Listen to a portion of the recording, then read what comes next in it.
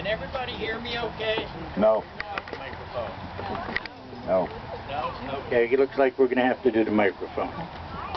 My name is Jim Patillo, and I'm the Vice President of the New Jersey Vietnam Veterans Memorial Foundation in Homedale, New Jersey. On the walls of our memorial, we honor 1,562 men, one woman by the name of Captain Eleanor Alexander, who paid the ultimate price during Vietnam. I lived right here in Township before I went to Vietnam in 1966-67. I was assigned to the 3rd Air Police Squadron, which provided security for Benoit Air Base. I want to thank the Eden Woolley House for setting this day aside to honor the brave men and women who served and sacrificed their lives for this great country. At this time, I would like to read from the words of Ronald Reagan. If we look to answer as to why for so many years we achieved so much, prospered as no other people on earth, it was because here in this land we unleashed the energy and the individual genius of man to a greater extent than has ever been done before. Freedom and the dignity of the individuals have made more available and assured here than in any other place on earth. The price for this freedom at times has been very high, but we've never been unwilling to pay that price.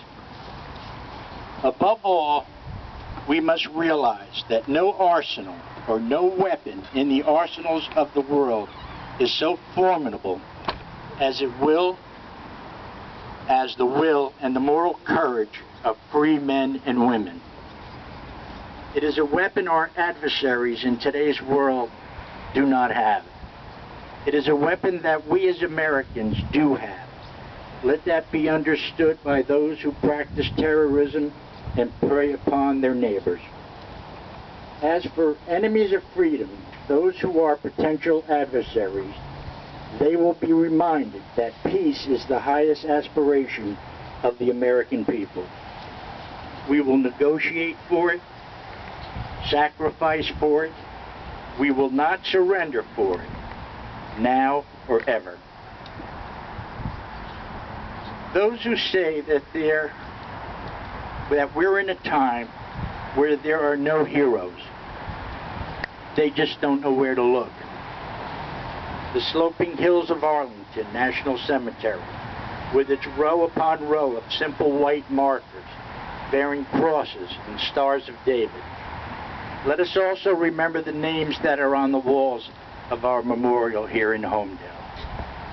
They add up to only a tiny fraction of the price that has been paid for our freedom. Each one of those markers is a monument to the kind of hero I spoke of earlier. Their lives ended in places like Bella Woods, the Argonne, Omaha Beach, halfway around the world in Guadalcanal, Pork Chop Hill, the Chozon Reservoir, and 100 rice paddies in the jungle of a place called Vietnam. Under one such marker lies a young man, Martin Triptow, who left his job in a small-town barber shop in 1917 to go to France with the famed Rainbow Division. There on the Western Front, he was killed trying to carry a message between battalions under heavy fire.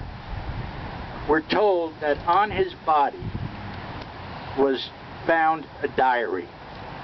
On the fly-leaf, under the heading, "My Pledge," he had written these words: "America must win this war.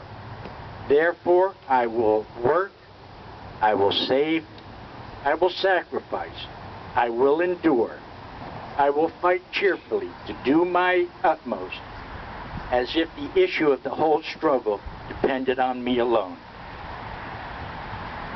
The crisis we are facing today does not require us the kind of sacrifice that Martin Treptow and so many thousands of others were called upon to make. It does require, however, our best effort and our willingness to believe in ourselves and to believe in our capacity to perform great deeds. To believe that together, with God's help, we can and will resolve the problems which now confront us. After all, why shouldn't we believe that? We are Americans. God bless you, and thank you very much for allowing me to say these words.